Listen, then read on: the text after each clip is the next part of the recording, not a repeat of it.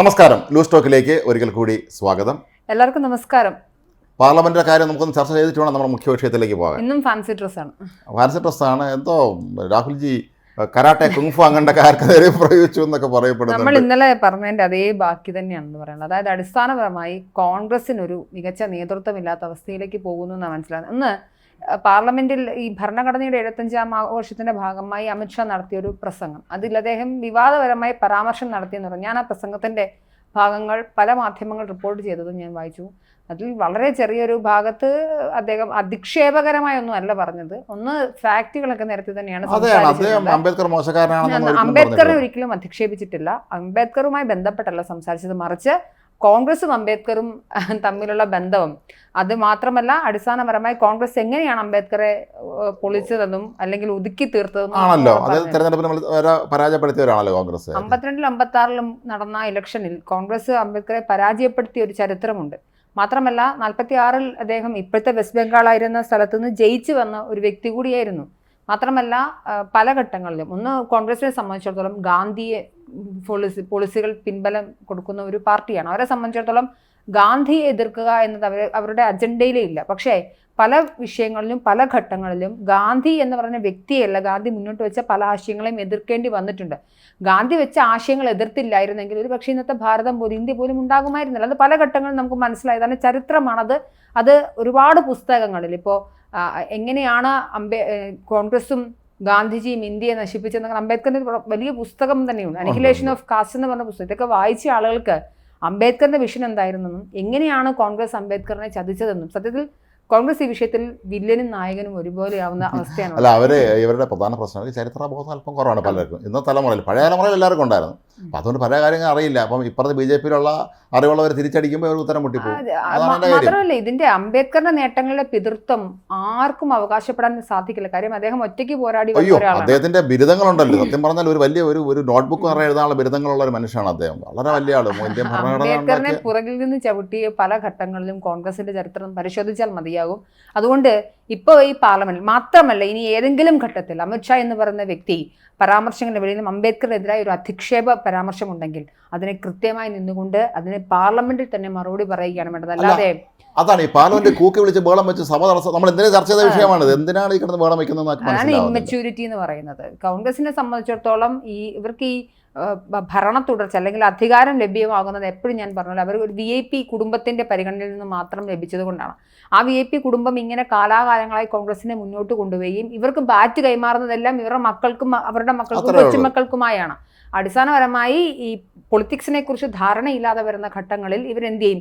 കിട്ടുന്ന ബോളിനെല്ലാം ബാറ്റ് ചെയ്യുക, അത് അടിച്ചുവിടുന്നത് ചിലപ്പം ബൗണ്ടറി ആണെന്ന് ഇവർ വിചാരിക്കണം. പക്ഷെ പലതും സമ്മേളനം എന്നൊക്കെ പറഞ്ഞാൽ ഇന്ത്യയെ സംബന്ധിച്ചിടത്തോളം വളരെ പ്രധാനപ്പെട്ട ഒന്നാണ് ശൈത്യകാല സമ്മേളനം എന്നൊക്കെ പറയുന്നത്. പ്രധാനപ്പെട്ട കാര്യങ്ങൾ മണിപ്പൂർ വിഷയം പോലും ചർച്ച ചെയ്യണ്ടേ? എന്തിനാണ് നീലയുടെ അംബേദ്കറിന്റെ പാർട്ടിയുടെ കളർ നീല? എനിക്ക് മനസ്സിലാവുന്നില്ല. അത് മാത്രമല്ല അംബേദ്കർ വിഷയത്തിൽ മാത്രം BJP-നെയൊക്കെ അറ്റാക്ക് ചെയ്യാനായിട്ട് ഇവർ ഇപ്പോഴും ഞാൻ എപ്പോഴും പറഞ്ഞ സാധനം, നിങ്ങൾക്ക് BJP-നെ അതിന്റെ രാഷ്ട്രീയത്തെ അതിന്റെ രീതികളെ നിങ്ങൾക്ക് എതിർക്കണം എന്നുണ്ടെങ്കിൽ അവർ മുന്നോട്ട് വയ്ക്കുന്ന രാഷ്ട്രീയ സിദ്ധാന്തങ്ങളെ അല്ലെങ്കിൽ അവർ മുന്നോട്ട് വയ്ക്കുന്ന രാഷ്ട്രീയ പോളിസികളെ വിമർശനാത്മകമായി സമീപിക്കുക. അല്ലാതെ ഇവിടെ നിന്ന് സംസാരിക്കുന്ന പോലെ ഇപ്പൊ വിജയ്, കമൽഹാസൻ അടക്കമുള്ള എല്ലാവരും ഇപ്പോൾ അമിത്ഷായ്ക്കെതിരെ തിരിഞ്ഞിട്ടുണ്ട്. അവർക്ക് ആർക്കും ഈ ഫാക്റ്റ് ഒന്നും സംസാരിക്കുന്നില്ല. അത് പെരിഫറലായിട്ടുള്ള കാര്യങ്ങൾ ചർച്ച ചെയ്യുക എന്നുള്ളതാണ് നമ്മുടെ ഒരു രീതി. അപ്പം നമ്മുടെ വിഷയം അതല്ല. എന്നാലും നമുക്ക് അതിന് ഒരു ചെറിയ കാര്യം കൂടെ പറഞ്ഞിട്ടേ പോകാം. നമ്മുടെ ഈ റോഡ് സൈഡിൽ ഈ പന്തൽ കെട്ടി ഗതാഗത തടസ്സപ്പെടുന്നതിനെ കുറിച്ച് നമ്മൾ കഴിഞ്ഞ ദിവസമൊക്കെ ചർച്ച ചെയ്തിട്ടുണ്ടായിരുന്നു. ഇപ്പോൾ നമ്മുടെ CPM പോളിറ്റ് ബ്യൂറോ അംഗം വിജയരാഘവൻ വളരെ നല്ലൊരു വളരെ ക്രിയാത്മക നിർദ്ദേശം വെച്ചിട്ടുണ്ട്. അദ്ദേഹം പറയുന്നത്, നിങ്ങളെന്താണ് ഈ കാറിൽ കയറി സഞ്ചരിക്കുന്നത്, നിങ്ങൾ നടന്നു പോയാൽ പോരെ എന്നാണ്. അതെ, അത് ഇവന്മാരാണ് ഞാൻ പറയുന്നത്. മറ്റേ എന്താണ് കേരയിൽ ഉണ്ടാക്കാൻ അതൊക്കെ സ്വാതന്ത്ര്യ സമരകാലത്ത് മുദ്രാവാക്യമുണ്ടല്ലോ, കരളുറച്ച് കൈകൾ കോർത്ത് കാൽ നടക്കി പോകാമെന്നാണ്. ഇവരെല്ലാവരും ഇപ്പോൾ ഉപയോഗിക്കുന്നത് ഇന്നോവ ക്രിസ്റ്റയാണ്. ഞാൻ ഫിലിം ഫെസ്റ്റിവലിന് ചെല്ലുമ്പോൾ കോവന്തമാഷ് വന്നത് ഇന്നോവ ക്രിസ്റ്റ പുതിയ കാറിൽ തന്നെയാണ്. പിന്നെ കാറിൽ പോകാം. സാധാരണക്കാരുടെ പൊതുജനങ്ങളുടെ എന്താ പറയുക, ലിറ്ററലി പറഞ്ഞാൽ പൊതുജനങ്ങളുടെ നെഞ്ചത്തോട്ട് കയറുന്ന രീതിയാണ് എല്ലാ കാര്യം ഇപ്പോൾ അവർ ഉപയോഗിച്ചുകൊണ്ടിരിക്കുന്നത്. മാത്രമല്ല ഈ എന്താണ് ഇവർ പറയുന്ന ഒരു സാധനമുണ്ട്. ഇപ്പോൾ ജോയ് പക്ഷേ അതിനെ അത് എതിർത്തുകൊണ്ട് അല്ലെങ്കിൽ അത് ചെയ്ത് തെറ്റായിപ്പോയി എന്ന് പറയുകയും ഗോവിന്ദ മാസ്റ്റർ അത് ഞങ്ങൾ അനുവാദം മേടിച്ചിട്ടാണെന്ന് പറയുകയും ഇവർ ഉള്ളിൽ തന്നെ ഈ വിഷയവുമായിട്ട് ബന്ധപ്പെട്ടിട്ട് ഒരു ഇതൊന്നുമില്ല. മാത്രമല്ല അത് റോഡല്ലല്ലോ, പാർക്കിംഗ് ഏരിയ ആണല്ലോ ഞങ്ങൾ അടച്ചു കെട്ടിയെന്നാണ് ഇവർ പറഞ്ഞ ന്യായീകരണം. ദൂരെയുള്ള തിരുവനന്തപുരത്തിന് അപ്പുറമുള്ള ആളുകൾ വിശ്വസിക്കുമായിരിക്കാം. വഞ്ചൂർ എന്ന് പറഞ്ഞാൽ നിങ്ങൾ നഗരഹൃദയത്തിന്റെ സകരന്റെ മൂക്കിന്റെ താഴെ നിന്ന് കൃത്യം പറഞ്ഞുള്ള സ്ഥലത്താണ് നടന്നത് എന്നുള്ളതാണ്. ഏതായാലും അതിന്റെ വിശദീകരണം നമുക്ക് ഇഷ്ടപ്പെട്ടു. നമുക്ക് നമ്മുടെ ചർച്ചയിലേക്ക് പറഞ്ഞു. വളരെ പ്രധാനപ്പെട്ട ഒരു മാറ്റം വന്നിരിക്കുന്നു. നമുക്കറിയാം വീണ വിജയനുമായി ബന്ധപ്പെട്ട് നമുക്കറിയാം മാസപ്പടി വിവാദത്തിൽ ഏറ്റവും പുതിയ ഒരു വഴിത്തിരിവ് ഇന്നലെ ആയിരുന്നു അത് പുറത്തു വന്നത് സംബന്ധിച്ച വാർത്ത. പക്ഷെ നമ്മൾ അപ്പോഴേക്കും ഇത് ലുസ്റ്റോക്ക് റെക്കോർഡ് ചെയ്ത് കഴിഞ്ഞിരുന്നു. റിപ്പോർട്ട് സമർപ്പിച്ചിരിക്കുന്നു. മിക്കവാറും ഈ മാസപ്പടി വിവാദത്തിൽ പ്രധാനപ്പെട്ട ആളുകൾക്കെതിരെ ഒരു മദ്രാസിൽ ചെന്നൈയിൽ ഹാജരാകണമെന്ന് അറിയിച്ചിട്ടുണ്ട്. അറസ്റ്റ് ഉണ്ടാകുമ്പോൾ അടക്കമുള്ള കാര്യങ്ങൾ. കാര്യം ഇവർ വീണ വിജയനെതിരെയാണ് റിപ്പോർട്ട് വന്നിട്ടുള്ളത്. നമ്മൾ ഇത് പണ്ട് കഴിഞ്ഞ ദിവസം കോടതിയിൽ അവർ അറിയിച്ചു കഴിഞ്ഞു.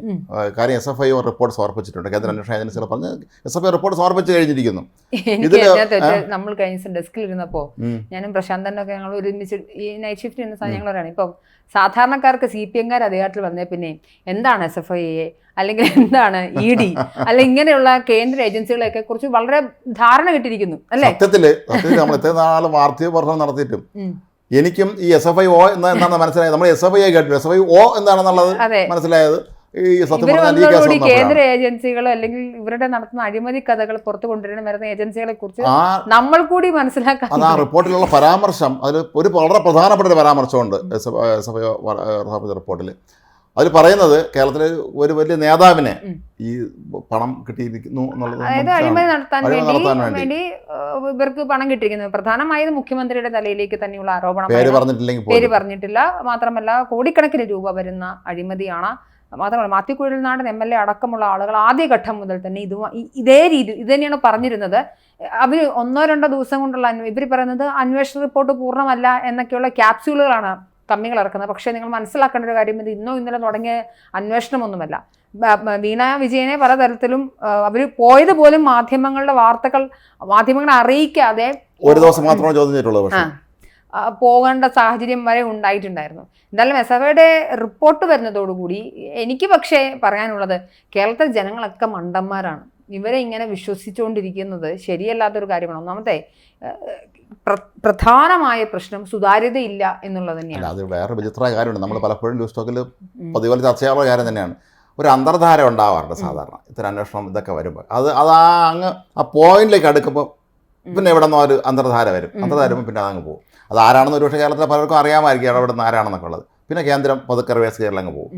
ഈ വിഷയത്തിൽ കോടതി ഇടപെടലായതുകൊണ്ട് ഈ ഏജൻസി റിപ്പോർട്ട് വന്നു കഴിഞ്ഞാൽ പോലും ഇവർക്ക് അറസ്റ്റ് ചെയ്യാനുള്ള വകുപ്പുകളൊന്നുമില്ല. കേന്ദ്രത്തിന് റിപ്പോർട്ട് നൽകാം, അങ്ങനെയല്ലേ അതിന്റെ ഒരു കേന്ദ്രത്തിന്റെ കേന്ദ്ര സർക്കാരിന്റെ വകയാണ് ഈ റിപ്പോർട്ട് കൊടുക്കുന്നു. റിപ്പോർട്ടിന്മേൽ കേസെടുക്കാനുള്ള, അതായത് ഇപ്പം നമ്മുടെ ഇവിടുത്തെ കമ്മീഷണറുകൾ പോലെ തന്നെ എന്തെങ്കിലും ഒരു വിഷയം ഉണ്ടാകുമ്പോൾ അതിൽ അന്വേഷിച്ച് റിപ്പോർട്ട് സമർപ്പിക്കുക എന്നുള്ളതാണ്. അല്ലാതെ അതിന്റെ SFI എന്ന് പറഞ്ഞാൽ കുറച്ചുകൂടെ അധികാരമുള്ളൊരു സർക്കാർ സ്ഥാപനമാണ്. അതിൻ്റെ തലപ്പത്തിരിക്കുന്ന പലരും വളരെ കർശനക്കാരായ ഉദ്യോഗസ്ഥന്മാരാണ് നമ്മൾ പറഞ്ഞു കേട്ടിട്ടുണ്ട്. കാരണം പലപ്പോഴും പല വകുപ്പുകളിൽ നിന്ന് ഏറ്റവും മിടുക്കന്മാരെ നോക്കിയാണ് അതിൽ നിയമിക്കാറുള്ളതെന്നാണ്. കാരണം അങ്ങനെ ആരും പറഞ്ഞാലൊന്നും കേൾക്കാത്ത. പക്ഷേ അന്തർധാര ഉണ്ടെങ്കിൽ പിന്നെ ഉദ്യോഗസ്ഥനൊന്നും ചെയ്യാൻ പറ്റില്ല. കാരണം രാഷ്ട്രീയ അന്തർധാര വന്നു കഴിഞ്ഞാൽ പിന്നെ ഉദ്യോഗസ്ഥ നിസ്സഹായണം, എത്ര ഇനി മിടുക്കൻ എന്ന് പറഞ്ഞാൽ. പക്ഷേ ഇതിനകത്തൊരു പ്രശ്നം, ഇതിൽ യാതൊരു തരത്തിലുള്ള പ്രതികരണവും ഇതുവരെ മുഖ്യമന്ത്രിയും കാര്യങ്ങളും ഒന്നും നടത്തിയിട്ടില്ല എന്നുള്ളതാണ്. എല്ലാ കാര്യത്തിലും നാട്ടുകാരുടെ കാര്യത്തിലെല്ലാം കയറി അഭിപ്രായം പറയുന്ന മുഖ്യമന്ത്രി, പക്ഷേ സ്വന്തം വിഷയത്തിൽ സ്വന്തം വീട്ടിൽ നടന്നൊരു പ്രശ്നത്തെക്കുറിച്ച്, അതും കോടികളുടെ അഴിമതി വന്ന സമയത്തും ആരോപണം വന്ന സമയത്ത് സ്വാഭാവികമായും വീണയെ പ്രതിരോധിച്ചുകൊണ്ടാണ്. റിപ്പോർട്ടിലുണ്ടെന്നുള്ള പരാമർശങ്ങളിലൊന്ന് ഈ ഇവർക്ക് സാമ്പത്തിക സഹായം കൊടുത്തു എക്സാലോജിക്കിന്. എക്സാലോജിക്ക് അതിനു വേണ്ടിയുള്ള പണി ചെയ്തിട്ടില്ല. അതാണല്ലോ സ്വാഭാവികം. നമുക്കിപ്പോ ഞാൻ ചെയ്യുന്നൊരു ജോലിക്ക് മറുനാടനിൽ വരുന്നു, ജോലി ചെയ്യുന്നു, ഷിഫ്റ്റ് എടുക്കുന്നതിന് എനിക്കൊരു സാലറി മറുനാടൻ തരുന്നുണ്ട്. ഞാൻ വീട്ടിൽ മാത്രം ഇരിക്കും, മറുനാടനിൽ ഒരു വീഡിയോ പോലും ചെയ്ത് ഒരു പണിയും ചെയ്യാതിരിക്കുമ്പോൾ എനിക്ക് മാസപ്പടി ഇങ്ങനെ തന്നുകൊണ്ടിരുന്നാൽ അതിലെന്തൊരു പ്രശ്നമുണ്ട്? ഇത് ഇതേ ലോജിക്ക് തന്നെയാണ് സാധാരണക്കാരായ ജനങ്ങൾ ഇതിനകത്ത് അവലംബിക്കേണ്ടത്. എക്സാലോജിക് എന്ന് പറഞ്ഞ കമ്പനി സത്യത്തിൽ ആ കമ്പനി എങ്ങനെ രജിസ്റ്റർ ചെയ്തു, ഞാൻ അതാണ് പറഞ്ഞത്, ട്രാൻസ്പെറൻസിയുടെ ഒരു പ്രശ്നമാണ്. ഇല്ല, കമ്പനി തന്നെ ഇല്ലാത്ത അവസ്ഥയിലേക്ക് വരുന്നു. ഇത് ആരാണിത് പറയുന്നത്? പാവങ്ങളുടെ പാർട്ടിയാണ്, കോർപ്പറേറ്റ് വിരുദ്ധത സംസാരിക്കുന്ന പാവങ്ങളുടെ പാർട്ടിയാണെന്ന് പറയുന്ന ചൂഷക വർഗത്തിന് വേണ്ടി സംസാരിക്കുന്ന ചൂഷകർക്കെതിരെ സമയം കിട്ടണമെങ്കിൽ ദുബായിൽ ഏതെങ്കിലും മാധ്യമപ്രവർത്തകർ മലയാളികളുണ്ടെങ്കിൽ അന്വേഷിച്ച് നോക്കിയാൽ ഇവർ എത്ര പേരെ മക്കൾക്ക് അവിടെ എന്താണ് ഈ കോർപ്പറേറ്റ് ഭീകരന്മാരെ ജീവിക്കുന്ന ഇവരുടെ എല്ലാം മക്കള് പുറത്താണ്. ഇവിടുത്തെ ഞാൻ പണ്ട് SFIയിൽ പ്രവർത്തിച്ചിരുന്ന ഒരാളായിരുന്ന സമയത്ത് നമ്മള് നേതാക്കന്മാരൊക്കെ അഡ്രസ്സ് ചെയ്ത് സംസാരിക്കും. ഇവരുടെ ആരുടെയും മക്കൾ ഇതിനകത്തില്ല. കോളേജിൽ നിന്ന് സസ്പെൻഡ് ആവുന്ന സാധാരണക്കാർ, കോളേജ് അകത്ത് കയറി ബഹളം ഉണ്ടാക്കി സമരം ചെയ്യേണ്ടി വരുന്ന സാധാരണക്കാരായ കൂലിപ്പണിക്കാരുടെ മക്കളാണ്. ഏതെങ്കിലും ഘട്ടത്തിൽ നമുക്ക് സസ്പെൻഷനായി കോളേജിൽ നിന്ന് നമ്മൾ ഡിബാർ ചെയ്യുകയോ അല്ലെങ്കിൽ കോളേജിൽ നിന്ന് പുറത്താക്കുകയോ ഡിഗ്രി സർട്ടിഫിക്കറ്റ് പോലും കിട്ടാതെ പോകുന്നത് സാധാരണക്കാരുടെ മക്കളാണ്. അങ്ങനെ എത്രയോ ആളുകളെ കൊണ്ട് ഇട്ട് കൊടുക്കുകയും എന്നാൽ ഈ പ്രമുഖ നേതാക്കളുടെ എല്ലാ മക്കളും പഠിക്കാൻ വിദേശത്ത് പോകും. അവരെ രാഷ്ട്രീയത്തിലേക്ക് ഇറക്കില്ല, അവരെ വെളിച്ചത്ത് കാണിക്കില്ലല്ലോ. ഇത് വിവാദം നമ്മൾ കാണുകയില്ല ഇവരെ പലരെയും. എനിക്കൊന്ന് കോൺഗ്രസിൽ മാത്രമാണ് അതിനൊരു മാറ്റമുള്ളത്. കോൺഗ്രസിന്റെ ഒരു പ്രത്യേകത ഉണ്ട്. ഇങ്ങനെയൊക്കെയാണെങ്കിലും കോൺഗ്രസ് ചില നേതാക്കന്മാർ മക്കളെ കളത്തി ഇറക്കിയിട്ടുണ്ടെങ്കിലും പല കോൺഗ്രസ് നേതാക്കന്മാരുടെയും മക്കൾ വളരെ നല്ല വിദ്യാഭ്യാസമൊക്കെ ഉള്ള, അവർ നല്ല ഉയർന്ന പദവികളിലൊക്കെ എത്തിയിട്ടുള്ള, അവർ സ്വന്തം കഴിവുണ്ടെത്തിയുള്ള എത്രയോ പേരുണ്ട്. അപ്പോൾ അത് ഒരു വശത്തൂടെ ഉണ്ട്. ഇവിടെ വിപ്ലവം പറഞ്ഞിട്ട് ഇതാണ് സംഭവിക്കുന്നത്. മാത്രമല്ല ഒരു കാര്യം ശ്രദ്ധിച്ചിട്ടുണ്ടോ, ഈ SFIയുടെ അല്ലെങ്കിൽ DFIയുടെയിലൊക്കെ തന്നെ രക്തസാക്ഷികളുണ്ടല്ലോ. ഈ രക്തസാക്ഷിയിലെ ഏതെങ്കിലും ഒരാൾ ഈ നേതാവിന്റെ മോനോ അനന്തരവനോ ആരെങ്കിലും വെറും പാവപ്പെട്ടവന്റെ മക്കളാണ് ഇതെല്ലാം കൊല്ലം. കുടുംബ അനാഥമായി. ഇപ്പം പുഷ്പനെ കുറിച്ചൊക്കെ ഇപ്പോൾ വളരെ വാചാലരാകുന്ന ഞാൻ കണ്ടിട്ടുണ്ട്. പുഷ്പൻ അദ്ദേഹം ഈയിടെ മരണപ്പെട്ടു. പക്ഷേ എന്തിനു വേണ്ടിയാണ് പുഷ്പനെ ഇവർ ഇങ്ങനെ ഒരു ദുരവസ്ഥയിലേക്ക് തള്ളിയിട്ടെന്ന് നിങ്ങൾ ആലോചിച്ചു. സ്വാശ്രയ കോളേജിന് അതെ കുറെ പേര് മരിച്ചു. പുഷ്പൻ ജീവിച്ചിരിക്കുന്ന രക്തസാക്ഷിയാവുകയാണ് ചെയ്തത്. രക്തസാക്ഷികളുടെ എണ്ണം എടുത്ത്, അതായത് മരിച്ചവരുടെയും കൊന്നവരുടെയും ഒക്കെ എണ്ണം എടുത്ത് ആസ്വദിക്കുന്ന ഒരു രാഷ്ട്രീയ സംസ്കാരമാണ് നമുക്കുള്ളതെന്ന് പറയേണ്ടി വരും. അല്ല, അതാണ് ഈ നേതാക്കന്മാരുടെ ഒക്കെ മക്കൾ ഇത്തരത്തിൽ നമ്മളൊന്ന് ആലോചിച്ച് നോക്ക്. പഴയ നേതാക്കന്മാരെ തലമുറ എടുത്ത് നോക്ക്, അല്ലെങ്കിൽ AKG EMS അങ്ങനെയൊക്കെ ഉള്ളവരാണ്. അവരൊക്കെ മക്കൾ ഇതുപോലെ വല്ലതും ആണ്? ഒന്നുമല്ല. അവർ ചിലരെ മക്കൾക്ക്, ചിലരെ ഈ പണ്ടത്തെ കമ്മ്യൂണിസ്റ്റ് നേതാക്കന്മാരുടെ പലരുടെ മക്കൾക്ക് ജോലി ഉണ്ടോ എന്ന് തന്നെ സംശയമാണ് അവരുടെയൊക്കെ, അല്ലെങ്കിൽ അവരുടെ പേരക്കുട്ടികൾക്കൊക്കെ തന്നെ. ചേട്ടൻ ഗോവിന്ദൻ്റെ മോനൊക്കെ വളരെ സാധാരണ ജോലി ഉണ്ടായിരുന്ന ആളാണ്. VV രാഘവൻ എന്ന് പറഞ്ഞ കേരളത്തിൻ്റെ മന്ത്രിയായിരുന്ന, പിന്നെ വലിയ CPIയുടെ നേതാവ്, അദ്ദേഹത്തിന്റെ മകനും ഓട്ടോറിക്ഷ പഠിക്കുന്നുണ്ടായിരുന്നു. ഞാൻ പറയുന്നത് ഇത് അടിസ്ഥാനപരമായി അവർക്കിഷ്ടമുണ്ടെങ്കിൽ മാത്രം രാഷ്ട്രീയത്തിലേക്ക് ഇറങ്ങേണ്ട നമുക്കില്ല. പക്ഷേ സ്വന്തം മക്കളെ എല്ലാം പ്രൊട്ടക്ട് ചെയ്ത് വെച്ചിട്ട് നാട്ടുകാരുടെ മക്കളോട് ഇറങ്ങി പോകാൻ പറയുന്ന സ്വാർത്ഥതയാണ് അതിനകത്തുള്ളത്. രണ്ടാമത്തെ കാര്യം, മുഖ്യമന്ത്രിയുടെ മകളെന്ന് മാത്രമല്ല, റിയാസിന്റെ ഭാര്യ കൂടിയാണ്. അതൊരു പ്രധാന പ്രശ്നമാണ്. ഒരു വലിയ മന്ത്രി, നമ്മുടെ ടൂറിസം വകുപ്പ് മിനിസ്റ്ററാണ്. അന്താരാഷ്ട്ര ഏജൻസികളോടൊക്കെ ഒരുപാട് അഫിലിയേറ്റ് ചെയ്ത് പ്രവർത്തിക്കുന്ന ഒരു വകുപ്പാണ്. അങ്ങനെ ഒരു വകുപ്പിന്റെ ഏറ്റവും പ്രധാനപ്പെട്ട പൊസിഷനിലിരിക്കുന്ന ആളുടെ ഭാര്യയാണ് അത്രയും വലിയൊരു അഴിമതി ആരോപണത്തിൽ ഇപ്പോൾ പറഞ്ഞാൽ കോടതി ഇപ്പോൾ ഇവർ സ്റ്റേ ഒക്കെ പോയിട്ടുണ്ടല്ലോ, അതൊന്നും അനുവദിക്കാതിരിക്കും. ഈ റിപ്പോർട്ട് അങ്ങനെ ശരി പ്രൊസീഡ് ചെയ്യാൻ പറയുകയും ചെയ്താൽ അവർ അറസ്റ്റ് ചെയ്യേണ്ടി വരും. അതെ അതെ, അങ്ങനെ അറസ്റ്റ് ചെയ്യാതിരിക്കാൻ പറ്റില്ല. ആരെങ്കിലും കോടതി പോയാൽ പിന്നെ ഏജൻസി കൊടുക്കും. പക്ഷേ എനിക്ക് തോന്നുന്നില്ല അവരെ അറസ്റ്റ് ചെയ്യുന്ന ഒരു സിറ്റുവേഷനിലേക്ക്. കാര്യം അപ്പോഴേക്കും അന്തർധാര അതൊരു വലിയ പ്രതിസന്ധിയായിട്ട് മാറും. അല്ലെങ്കിൽ ആലോചിച്ച് നോക്കൂ, ലാവ്ലിൻ കേസ് ഇപ്പോൾ എത്ര തവണ മാറ്റി? എനിക്കിപ്പോൾ എണ്ണ അറിയില്ല. എനിക്കൊന്നുള്ള ഒരു അറൗണ്ട് 40 തവണയെങ്കിലും മാറ്റുമെന്ന് സംശയമാണ്. ലാവ്ലിൻ കേസ് സത്യത്തിൽ ഇതൊക്കെ ഇതൊക്കെ മനുഷ്യന്റെ സാധാരണക്കാരായ ജനങ്ങളുടെ കണ്ണിൽ പൊടിയിടാൻ വേണ്ടി മാത്രമുള്ള പടപ്പുകളാണെന്നാണ് പറയേണ്ടി വരും. അതായത് നമ്മള് വലിയ കാര്യത്തിൽ ഇതൊക്കെയാണ് രാഷ്ട്രീയം എന്ന് വിചാരിക്കും. പക്ഷേ ഇവർ കളിക്കുന്നതാണ് രാഷ്ട്രീയം, അല്ലേ? അതെ അതെ അതെ, അത് നമുക്ക് പലപ്പോഴും തോന്നാറുണ്ട്. പഞ്ചവടി പാലം എന്ന് പറഞ്ഞ KG ജോർജ് സാറിന്റെ സിനിമ, വേളകൃഷ്ണൻകുട്ടിയുടെ കഥയും കണ്ടാണ്. അപ്പോൾ അതിൽ വളരെ രസകരമാണ്. ഇവരെല്ലാം ഒരുമിച്ചിരുന്ന് ഭക്ഷണം കഴിക്കുന്ന രംഗമുണ്ട്, ഹൃദയഷ്ടമാക്കണം. അപ്പം തിലകന്റെ കഥാപാത്രം പറയും, നമ്മളൊക്കെ ഒന്നാണ്, യവന്മാർ ജനം എന്ന് പറഞ്ഞാൽ കഴുതയുണ്ടല്ലോ, അവന്മാർ മണ്ടന്മാരാണെന്ന് പറഞ്ഞ് പുള്ളി ബഹളം വെക്കുന്നുണ്ട്. അപ്പോൾ അത് ശരിക്കും പറഞ്ഞാൽ അത് നമ്മുടെ നാട്ടിലെ ഒരു പഞ്ചായത്തിനാണ് കാണിക്കുന്നത് പോലെ ശരിക്കും നമ്മുടെ രാജ്യത്ത് നിന്ന് സംഭവിച്ചത് ഏറ്റവും ആ സിനിമ. പക്ഷെ ഇതിനകത്ത് വീണ ആദ്യഘട്ടത്തിലൊക്കെ മുഖ്യമന്ത്രിയൊക്കെ എതിർത്തെങ്കിൽ പോലും ഇവര് ഒരു ഘട്ടത്തിൽ പോലും ഈ അന്വേഷണത്തോട് പൂർണ്ണമായി സഹകരിച്ച കാര്യം. പക്ഷെ ഒരു തവണ മാത്രമേ വീണ വിജയനെ ചോദ്യം ചെയ്തിട്ടുള്ളൂ, ഒറ്റ തവണ. കരിമണൽ ശശിധരൻ കർത്ത ഉണ്ടല്ലോ, അദ്ദേഹം ചോദ്യം ചെയ്തിട്ടേ ഇല്ല. അദ്ദേഹം മകനെ ചോദ്യം ചെയ്തിട്ടുണ്ട്. അദ്ദേഹത്തിന്റെ സ്ഥാപനത്തിൽ 2 ഉദ്യോഗസ്ഥന്മാർ 6 തവണ 7 തവണയും ഒക്കെ ചോദ്യം ചെയ്തിട്ടുണ്ട്. പക്ഷേ അപ്പോഴത്തെ സ്വാധീനം ഒന്ന് ആലോചിച്ച് നോക്കൂ. പ്രധാന പ്രതി വീണയാണ്. വീണയുടെ അവര് പ്രധാന ഈ റിപ്പോർട്ടിൽ വേറെ വലിയ പരാമർശം ഈ CMRL കൊടുത്ത സംഭാവന കൊടുത്തവരിൽ തീവ്രവാദ സംഘടനയും ബന്ധമുള്ളവരുമായി ഇടപാടുകൾ നടത്തുന്ന ചില കക്ഷികളുണ്ടെന്ന് പറയുന്നുണ്ട്. അങ്ങനെ ഇത് അപകടമാണ്. നമ്മുടെ നാട്ടിലെ ഈ സ്ഥാപനങ്ങൾ ഇത്തരത്തിൽ എല്ലാവർക്കും പൈസ കൊടുക്കും, സഹായമൊക്കെ ചെയ്യും. പക്ഷേ കൊടുക്കുമ്പോൾ ശ്രദ്ധിച്ചില്ലെങ്കിൽ ഇത്തരത്തിലുള്ള വലിയ അബദ്ധം നമ്മൾ നോക്കൂ, നമ്മുടെ നാട്ടിലെ തീവ്രവാദ സംഘടനകളൊക്കെ പ്രവർത്തിക്കുന്നത് ഇങ്ങനെയുള്ള ഫണ്ടുകൾ മേടിച്ചാണല്ലോ. ആണല്ലോ. അവർ ഫണ്ടുകൾ സ്വരൂപിക്കുന്നത്. ഇപ്പോൾ പോപ്പുലർ ഫണ്ട് അവർ ബാൻ ചെയ്യുന്നു. അവരുടെ ഫണ്ടുകളെല്ലാം അവർ പല തരത്തിലേക്ക് സമൂഹത്തിലെ വിവിധ ഏരിയകളിലേക്ക്, അത് അനാഥ മന്ദിരങ്ങൾ, ആശുപത്രികൾ എന്ന തരത്തിൽ മനുഷ്യർക്ക് മനസ്സിലാവാത്ത രീതിയിലാണ് അവർ ഇൻവെസ്റ്റ് ചെയ്തുകൊണ്ടിരുന്നത്. മാത്രമല്ല അതിന്റെ മറവിലാണ്, അതായത് എങ്ങനെയാണ് ഹമാസ് ഹിസ്ബുള്ളയൊക്കെ പ്രവർത്തിക്കുന്നത് അതേ മോഡസ് ഓപ്പറാണ്ടി തന്നെയായിരുന്നു ഈ വിഷയത്തിലുണ്ടായിരുന്നത്. അപ്പം ഇതുപോലെ തന്നെയായിരിക്കും പല ഭീകരവാദ പ്രവർത്തനം. ഇതൊരു ഗുരുതരമായ ആരോപണമാണ്, ഇതൊരു നിസ്സാര ആരോപണമല്ല. അപ്പം ഇവർ ഫണ്ട് നൽകിയതുമായി ബന്ധപ്പെട്ട മറ്റ് കമ്പനികൾക്ക് തീവ്രവാദ ഗ്രൂപ്പുകളുമായി ബന്ധമുണ്ട് എന്നൊരു ആരോപണം സത്യത്തിൽ ഈ റിപ്പോർട്ട് പുറത്തുവിടുകയും കംപ്ലീറ്റ് ആയിട്ട് പൂർണ്ണമായി പുറത്തുവിടുകയും ജനങ്ങളുടെ മുന്നിൽ ഇതൊരു, ഞാൻ പറയുന്ന ഒരു മോബ് ലിഞ്ചിങ്ങിലേക്കല്ല നയിക്കേണ്ടത്, മറിച്ച് ഈ സ്റ്റേറ്റ് ഭരിക്കുന്ന മുഖ്യമന്ത്രിയും അദ്ദേഹത്തിൻ്റെ മകളും, മുഖ്യമന്ത്രിയും മാത്രമല്ല മന്ത്രി റിയാസിന്റെ ഭാര്യയുമുള്ള വീണ ഉൾപ്പെടുന്ന ഈ ഒരു വലിയ കേസിൽ ഇവരുടെ ഭാഗം പൊതുജനത്തിന് മുന്നിൽ സമർത്ഥിക്കാൻ ഇവർക്ക് തീർച്ചയായിട്ടും പറയണം എന്താണ് സംഭവിച്ചെന്നുള്ളത്. എന്താണ് സംഭവിച്ചത്. ഇനിയിപ്പം ഇതൊരു കേന്ദ്ര ഏജൻസിയാണ്. ഇവർ കേന്ദ്ര ഏജൻസികളോട് അല്ലെങ്കിൽ കേന്ദ്രത്തോട് എതിർപ്പുള്ള ഒരു സംസ്ഥാന ഭരണകൂടമാണ് ഇരിക്കുന്നത്. ഇവരെ സംബന്ധിച്ചിടത്തോളം ഇത് ഇവർക്കെതിരായി എന്താ പറയാ പടച്ചുകൂട്ടിയതാണെങ്കിൽ പോലും അത് വിളിച്ചാലും ജനങ്ങളോട് പറയണമല്ലോ. പറയാൻ പറ്റൂല, അന്തർധാര പ്രശ്നമാവും. അപ്പൊ ചേട്ടാ നമ്മളാണ് ബാല ചോദിക്കുന്നില്ല ഞാൻ പൊട്ടനാണെന്ന് ചോദിക്കുന്നതിലാണ്. ജനം എന്താണ് പൊട്ടന്മാരാണോ? അല്ല, അങ്ങനെയാണ് ഇവർ കരുതിയിരിക്കുന്നത്. പക്ഷെ നമ്മുടെ നാട്ടിലെ ജനങ്ങൾ അത്ര പൊട്ടന്മാരല്ല കേട്ടോ. അപ്പൊ ആൾക്ക് കുറച്ചുകൂടെ വിവരം വെച്ചു, ആളെ കാര്യമൊക്കെ അറിയാം. അങ്ങനെ ആളെ പെട്ടെന്ന് മണ്ടന്മാരെ നോക്കാൻ പറ്റില്ല. നമ്മുടെ നാട്ടിൻപുറങ്ങളിൽ പോലുള്ള വളരെ സാധാരണക്കാരെ, പക്ഷെ നമ്മൾ അത്ര വലിയ വിജ്ഞാനികളൊന്നും അല്ല എന്ന് കരുതുന്നവർക്ക് പോലും അവർക്കിന്ന് കാര്യങ്ങളൊക്കെ അറിയാം. അതിൻ്റെ പ്രധാന കാരണങ്ങളിൽ ഒന്ന് നമ്മുടെ സോഷ്യൽ മീഡിയയാണ്. ഇപ്പോൾ പണ്ട് പത്രം വായിക്കണമെങ്കിലും ഇപ്പോൾ വായന അറിയാമെന്നുള്ള ഒരാളിന് അല്ലെങ്കിൽ പ്രായമുള്ളവർക്ക് കാഴ്ച പ്രശ്നമൊക്കെ ഉണ്ട് പത്രം വായിക്കാൻ പറ്റും. പക്ഷേ ഇത് സോഷ്യൽ മീഡിയ കയ്യിലുണ്ടെങ്കിൽ അയാളെ കയ്യിൽ മൊബൈൽ ഉണ്ടെങ്കിൽ അയാൾക്ക് ലോകത്തുള്ള കാര്യങ്ങളെല്ലാം അറിയാൻ പറ്റും. അത് നമ്മളായിട്ട് രാഷ്ട്രീയക്കാരെ പൊളിച്ചെടുക്കുന്നതിൽ അവർ ഈ തരത്തിലുള്ള തട്ടിപ്പുകളും മനുഷ്യനെ മണ്ടന്മാരാക്കുന്ന പരിപാടികളൊക്കെ പെട്ടെന്ന് ജനങ്ങളെ കണ്ണിൽ കൊണ്ടുവന്നത് നമ്മുടെ നാട്ടിൽ സാമൂഹ്യ മാധ്യമങ്ങളാണ്. അതെ, തീർച്ചയായിട്ടും. എന്തായാലും ഈ വിഷയത്തിനകത്ത് ജനങ്ങൾ അവരുടെ പ്രതിഷേധങ്ങൾ രേഖപ്പെടുത്തുകയും തീർച്ചയായിട്ടും ഇവരുടെ ഭാഗം എന്താണ് എന്ന് പറയുവാനുള്ള ബാധ്യത അത് അവർക്കുണ്ട്. അതെന്തായാലും ഏറ്റെടുത്ത് മാത്രമേ മതിയാകൂ. ഇല്ലെങ്കിൽ ഇവരെങ്ങനെയാണ്, ഞാൻ എപ്പോഴും പറഞ്ഞു വളരെ ഇമ്പോർട്ടൻ്റ് ആയിട്ടുള്ള സുതാര്യത ഇവർക്ക് എങ്ങനെ ഉറപ്പിക്കാൻ പറ്റും? ഇവർ ജനക്ഷേമ പ്രവർത്തനങ്ങളാണ്. ഇത് ഇനി വന്നിട്ടുള്ള പണമൊക്കെ കോർപ്പറേറ്റ് പണമോ എന്തെങ്കിലും ആയിക്കൊള്ളട്ടെ, പക്ഷേ ആരുടെ പേരിലാണ് ആരോപണം നിലനിൽക്കുന്നത് എന്നത് വളരെ പ്രധാനമാണ്. ജനങ്ങളെ മുഴുവൻ പൊട്ടമ. ഇതിനകത്ത് പ്രതിപക്ഷത്തിൻ്റെ ഒരു പ്രധാന റോളും കൂടെ പറയേണ്ടതുണ്ട്. മാത്യു കുഴൽനാടൻ ഉൾപ്പെടെയുള്ള മറ്റ് പ്രതിപക്ഷ പല പ്രമുഖരായ MLA-മാരും തുടക്കം മുതൽ തന്നെ എക്സാലോജിക്കുമായി ബന്ധപ്പെട്ട ഈ അഴിമതി ആരോപണത്തെക്കുറിച്ച് ഒരുപാട് സംസാരിച്ചു.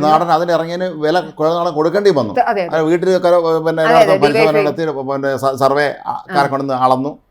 വലിയ രീതിയിലുള്ള പ്രതിഷേധങ്ങൾ DYFI ഉൾപ്പെടെയുള്ള ആളുകൾ അദ്ദേഹത്തിനെതിരെ വലിയ പ്രതിഷേധങ്ങൾ അടിച്ചു വിടുകയും അദ്ദേഹത്തിന് ഒരുപാട് പ്രതിസന്ധികൾ ഉണ്ടാവുകയും ചെയ്തു. ഇന്നത്തെ DYFIക്കാരാണ് നാളത്തെ CPM നേതാക്കൾ. അപ്പൊ അവർ നോക്കുമ്പോൾ ഞങ്ങളെ നേതാക്കന്മാർ ഇത്രയും തിളക്കമാർന്ന ജീവിതം നയിക്കുമ്പോൾ നാളെ ഞങ്ങൾക്കും അത് കിട്ടുമല്ലോ എന്നുള്ള ചിന്ത അവർക്കും വരുമല്ലോ സ്വാഭാവികമായും. അപ്പൊ കുഴൽനാടനടക്കമുള്ള ആളുകൾ പറഞ്ഞത് എന്താണോ അതിപ്പോ ഏറെക്കുറെ അതുപോലെ തന്നെ ആയിരിക്കുന്നു. ഇതിൽ ജനങ്ങൾ മനസ്സിലാക്കേണ്ടവരും നിങ്ങൾ ഏതെങ്കിലും ഒരു പാർട്ടിയുടെ കൊടിയുടെ കീഴിലുള്ള ആളുകളാണെന്ന് എന്ന് വിചാരിച്ച് ഇങ്ങനെ വരുന്ന പ്രശ്നങ്ങളിൽ നിങ്ങൾ നിഷ്പക്ഷമായൊരു നിലപാട് എടുക്കരുത്. നിങ്ങൾ ഇതിനകത്തൊരു ക്രിട്ടിക്കൽ മൈൻഡ് സെറ്റോടുകൂടി വിമർശനാത്മക സമീപനം എടുത്തു തന്നെ പോകണം. അല്ലാതെ നിങ്ങൾ പാർട്ടിക്കാർ തരുന്ന ക്യാപ്സ്യൂളുകളെല്ലാം ഞങ്ങൾ വിഴുങ്ങിയിട്ട് അവർ പറയുന്നതിന് ഏറ്റുപാടാം എന്നൊരു രീതിയിലേക്ക് പോകരുത്. ജനം എപ്പോഴാണോ പ്രതിസന്ധി സൃഷ്ടിക്കുന്നത് അപ്പോൾ മാത്രമാണ് രാഷ്ട്രീയ നേതാക്കൾ ഇക്കാര്യം നമ്മൾ അഭിനന്ദിക്കേണ്ട ഷോൺ ജോർജിനെയാണ്. ഇപ്പോൾ BJP അതായത് മുമ്പ് ജനപക്ഷത്തിന്റെ നേതാവ് ഷോണാണ് ഇതുമായി ബന്ധപ്പെട്ട് കോടതിക്ക് കയറി ഇറങ്ങുന്നതും അതിൻ്റെ കാര്യങ്ങൾ വളരെ കൃത്യമായി ഫോളോ അപ്പ് ചെയ്യുന്നുണ്ട്. മാത്രമല്ല ഇപ്പോൾ ഷോൺ BJPയിലെ ഒരു നേതാവും കൂടിയാണ്, BJP പാർട്ടിയിൽ വെച്ചോടുകൂടി. അപ്പോൾ അതുകൊണ്ട് തന്നെ ഷോണിനെ സംബന്ധിച്ച് ഷോണിന് സമ്മർദ്ദം ചെലുത്താൻ കഴിയും. അന്തർധാര ഉണ്ടെങ്കിൽ അത് പൊളിക്കാൻ പറ്റുന്ന ഒരാൾ ഷോണാണ്. അതുപോലെ PC ജോർജിനെ സംബന്ധിച്ച് അദ്ദേഹം ഈ ഉള്ള കാര്യം വിളിച്ചു പറയുന്ന കൂട്ടത്തിലാണ്. ഇത് തീരെ രക്ഷയില്ലെന്ന് കണ്ടാൽ ഒരുപക്ഷെ PC ജോർജ് ഒരു രംഗത്തിറങ്ങാൻ പോലും സാധ്യത. പക്ഷേ അതിനകത്തൊന്നും ഈ പറഞ്ഞതുപോലെ ഇത് ചേട്ടാ നമുക്കൊരു ഇതുണ്ടല്ലോ, നമുക്ക് എപ്പോഴാണ് ഇതിൻ്റെയൊക്കെ പ്രതിസന്ധികൾ ഉണ്ടാകുന്നത് വെച്ചാൽ ഇപ്പോൾ ഇത്ര നാളൊരു റിപ്പോർട്ട് അന്വേഷണം നടക്കുന്നതിന് തട്ടിക്കളിച്ചുകൊണ്ടിരിക്കുകയായിരുന്നു. ഇപ്പോൾ കാര്യത്തോടെടുക്കുമ്പം വരേണ്ട വിളികളും വരേണ്ട ഇടപെടലുകളും ഒക്കെ അവിടെ ഇവിടെ നിന്നായിട്ടൊക്കെ ഇടപെട്ടുകൊണ്ടേയിരിക്കും. അല്ല, ഇവർ ഈ റിപ്പോർട്ടിൽ പറയുന്ന കാര്യങ്ങൾ തന്നെ നമ്മൾ അത്ഭുതപ്പെടുത്തുന്നതാണ് പലതും. റിപ്പോർട്ടിൻ്റെ കണ്ടന്റ് അത് നമ്മളെ ശരിക്കും ഞെട്ടിപ്പിക്കുന്നതാണത്. ഇത് വളരെ കൃത്യമായി അവിടെ ഒരു കാര്യം ശ്രദ്ധിച്ചായിരുന്നു. കുഴൽനാടൻ പ്രതികരിച്ചു, കാരണം കുഴൽനാടൻ ഇതിൻ്റെ പുറകെ നടക്കുന്ന ആളാണ്. മറ്റ് പ്രധാനപ്പെട്ട നേതാക്കന്മാർ ആരും ഈ വിഷയത്തിൽ അങ്ങനെ ഒന്നും പറയുന്നില്ല. അല്ല അതാണ് എന്താണ് ഇവരുടെ ഈ വ്യക്തിപരമായ കാര്യങ്ങൾ ആർക്കൊക്കെ അങ്ങനെയാണെങ്കിൽ മറ്റൊരു ആരോപണം കൂടെ നമുക്ക് ഉന്നയിക്കേണ്ടി വരും, ഈ പണം ആർക്കൊക്കെ കിട്ടി എന്നതൊരു പ്രധാനപ്പെട്ട. അല്ല CMR പൈസ കൊടുത്തതിൽ ഇപ്പുറത്തുള്ളവരും ഉണ്ട്. അല്ല അതാണ് എൻ്റെ ഏറ്റവും വലിയ ഭീഷണി. അത് കറക്റ്റാ. അപ്പം മനോജ് പറഞ്ഞാണ് എൻ്റെ പോയിന്റ്. കാരണം ഈ പുള്ളി ഇങ്ങനെ കോഡ് വാക്കിട്ട് അവിടെ നിന്ന് എഴുതി കൊടുത്ത ഇംഗ്ലീഷിൽ ഷോർട്ട് ഫോം കൊടുത്തിട്ടുണ്ടല്ലോ, ഈ ഷോർട്ട് ഫോമിൽ ഇപ്പുറത്തുള്ള ആളുകളുണ്ട്. അതുകൊണ്ട് ഈ കരിമണൽ കടത്തെ പണി കഴിഞ്ഞാൽ ഉള്ള അപകടം അവർക്ക് നന്നായിട്ട് അറിയിക്കും. കുഴൽനാടൻ പൈസ വാങ്ങിച്ചിട്ടില്ലാത്ത കുഴൽനാട് നേരിട്ട് പറയാം, എൻ്റെ ആവശ്യം.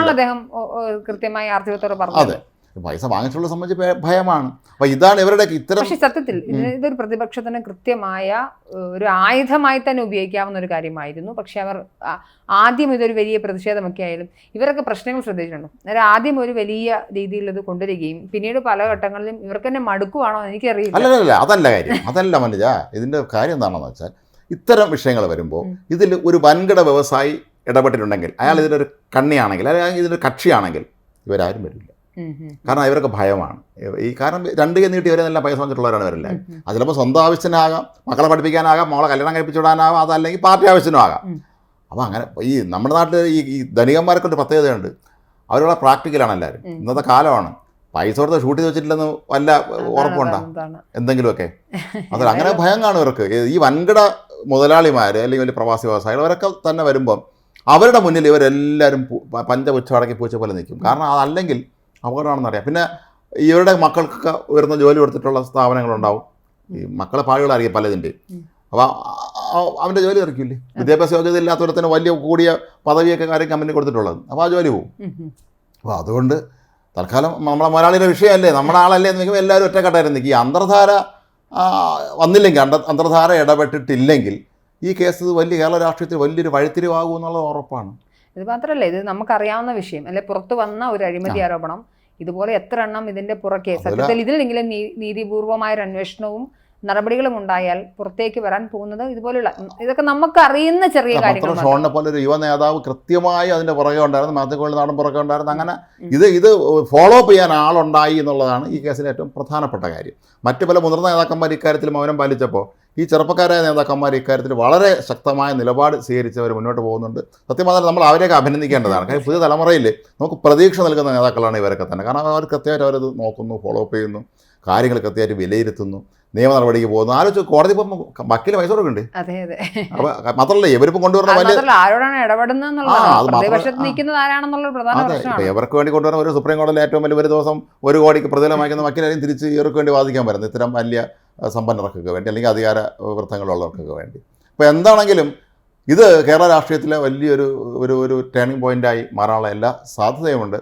വരും ദിവസങ്ങളിൽ അന്തർധാരകളൊന്നും വലിയ ഇടപെട്ടില്ലെങ്കിൽ ഇത് വലിയൊരു സംഭവമായി മാറും എന്നുള്ളത് ഉറപ്പാണ്. നമസ്കാരം.